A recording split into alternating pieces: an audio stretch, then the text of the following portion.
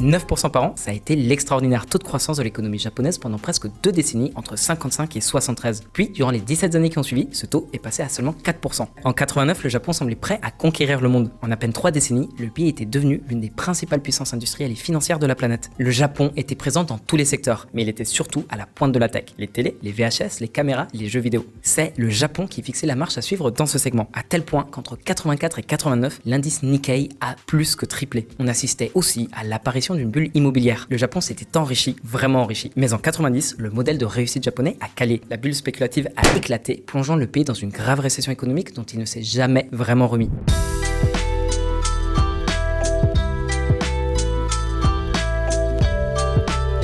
Aujourd'hui, le Japon est encore un pays développé, mais loin sont les splendeurs d'antan. 6 septembre 2022. Face au dollar, le yen japonais atteint son plus bas niveau en 24 ans. 22 septembre 2022, le Japon intervient pour la première fois depuis 1998 pour soutenir le yen. Le meilleur indicateur de cette régression économique, c'est l'évolution des salaires. Au début du 21e siècle, le salaire moyen était le même aux États-Unis et au Japon. Aujourd'hui, le salaire moyen d'un États-Unien est 2,5 fois supérieur à celui d'un Japonais. Mais si on parle du salaire réel, c'est-à-dire avec la prise en compte de l'inflation, alors les Japonais sont bien moins payés qu'ils ne l'étaient en 97, il y a 25 ans. Pareil pour le PIB. En 90, le PIB par habitant de l'Allemagne et du Japon était à peu près au même niveau. Aujourd'hui, celui de l'Allemagne est 35% supérieur au japonais. Encore un exemple, en 90, le PIB sud-coréen était à peine à 40% de celui du Japon. Depuis, la Corée du Sud a rattrapé le Japon et l'a même dépassé. Alors comment expliquer un tel déclin? Qu'est-ce qui est arrivé au Japon pour qu'il ne parvienne pas à redresser son économie en plus de 30 ans? Et surtout, qu'est-ce que ça veut dire pour l'avenir du pays? On t'explique. Une éclipse au pays du soleil levant.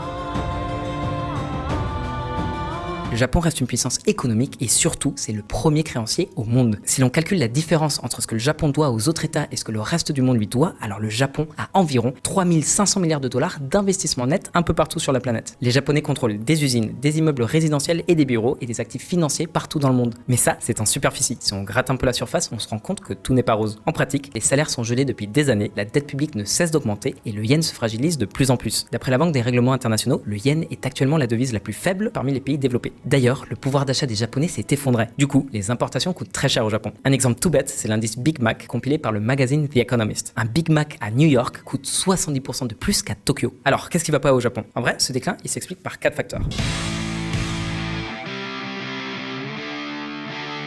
Déjà, au Japon, la productivité est à la ramasse. L'efficacité de la main-d'œuvre japonaise n'a pratiquement pas évolué en 40 ans. En plus, leurs habitudes de travail sont très pénibles. Des plages horaires très étendues et très strictes, des trajets métro-boulot-dodo très longs et très peu de congés. Il est pas rare pour les travailleurs japonais de sauter un jour férié pour justement faire présence auprès de leurs entreprises, sauf quand ils sont malades, auquel cas le bien collectif l'emporte sur le reste. Ils ont même inventé un mot pour décrire ce phénomène très inquiétant, le karoshi, la mort par surménage. Et puis les promotions internes et les augmentations salariales sont surtout liées à l'ancienneté et pas aux performances des salariés. Du coup, c'est pas très encourageant quand on est un jeune trentenaire mais qu'on se fait passer devant pour un poste qu'on convoite par une personne plus âgée mais moins méritante. Tu m'étonnes qu'on préfère réduire la cadence et moins s'investir personnellement. L'autre problème qui en découle, c'est que ce sont des personnes moins douées et moins à jour qui se retrouvent à des postes de direction. Moins de flexibilité intellectuelle et de réactivité alors que ce sont des qualités qui pourraient potentiellement être salvatrices pour la vie de l'entreprise. Et puis forcément, si votre salaire et votre poste dépendent de votre ancienneté, alors ça induit une mobilité professionnelle réduite. On va pas s'amuser à quitter une boîte pour en rejoindre une autre et recommencer au bas de l'échelle.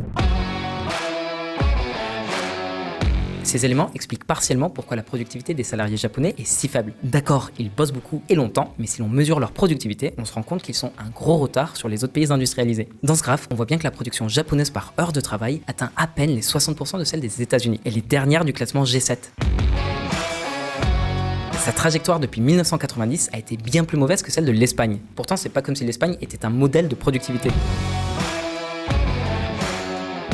Qui plus est, au cours des 3 dernières décennies, les entreprises japonaises elles-mêmes ont déménagé nombre de leurs usines les plus productives à l'étranger. Le problème avec une faible productivité, c'est que d'une part, elle limite les revenus, mais aussi qu'elle rallonge inutilement le temps de travail. Le Japon a l'un des indices les plus élevés du monde en termes d'heures de travail. Or, le pays est en train de rencontrer de véritables difficultés démographiques. Quand tu combines une main-d'œuvre âgée avec des habitudes de travail à rallonge, ça aide pas la productivité à s'améliorer. Ce qui nous mène du coup au deuxième problème de l'économie japonaise.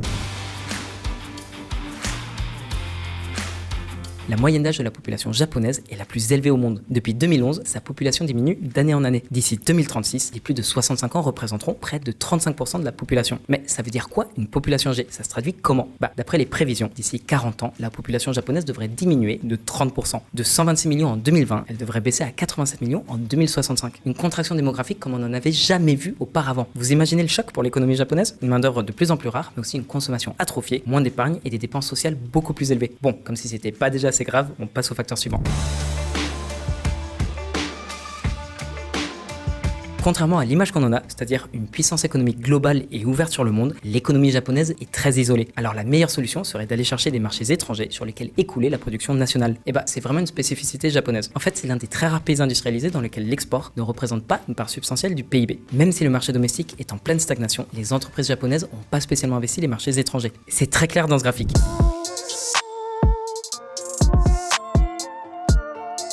Les exportations ne représentent quasiment rien dans le PIB japonais par rapport aux autres pays industrialisés. Et on ne parle pas ici d'un pays uniquement isolé du point de vue commercial. C'est aussi l'un des pays au plus faible taux d'investissement direct sortant. Les investissements directs japonais ne représentent que 4% du PIB national, alors que la moyenne des pays industrialisés est 11 fois plus élevée à 44%. Les IDE sont un bon moyen d'intégrer des marchés concurrentiels qui auront pour effet de stimuler l'innovation et surtout la productivité. En plus de ces flux commerciaux et de ces IDE, il faut aussi préciser que le Japon est très fermé à l'immigration. Déjà, seul 2,3% de sa population est née à l'étranger. Alors la norme, c'est que non seulement les migrants sont un puissant moteur économique, mais en plus ils constituent souvent une main-d'œuvre très bon marché et très productive. Le Japon est une nation insulaire par sa géographie, mais aussi par son économie. Et encore, on n'a pas abordé la question de la dette souveraine, on le fera plus tard.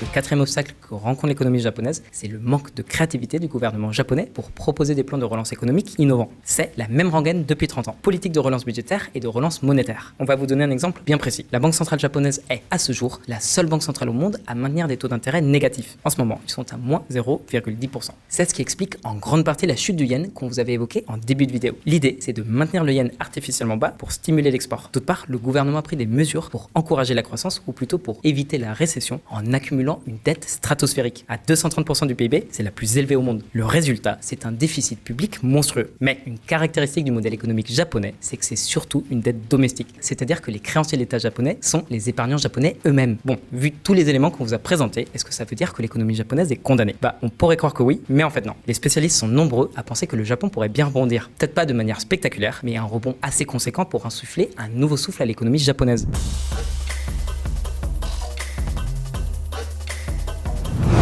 Un État discount. Ces 30 dernières années, le Japon a sous-performé sur les places boursières internationales. Avec la chute de la valeur du yen, le Japon redevient attractif aux yeux des investisseurs étrangers. À la bourse de Tokyo, les entreprises valent à peine plus que leur trésorerie ou leurs actifs financiers. Pas de survalorisation ou de spéculation. Bon, par contre, il y a toujours les champions de l'automobile, de la tech, de l'outillage industriel, de la chimie, du naval et du textile. Donc, à part le CAC 40 japonais, le Nikkei 225, la décote des entreprises japonaises est telle que les groupes étrangers pourraient être intéressés par une participation au capital. C'est pour cette raison que Nissan, Mitsubishi et Renault ont formé une alliance il y a 3 ans. Alors, pour être plus précis, on parle pas d'une fusion, mais d'une participation croisée au capital de chaque entreprise. Cette alliance a plutôt bien marché pendant une vingtaine d'années jusqu'à l'affaire Carlos Ghosn. C'est vrai que le pays a encore quelques obstacles à surmonter. Déjà, le Japon a mobilisé son réseau d'influence pour accompagner le lancement de plusieurs traités de libre-échange, notamment le CPTPP, le partenariat transpacifique global et progressiste. C'est l'un des accords les plus importants au monde. Il succède au TPP après le départ des États-Unis et il est très à la mode. Pas mal de pays sont candidats à l'adhésion, comme la Chine ou le Royaume-Uni.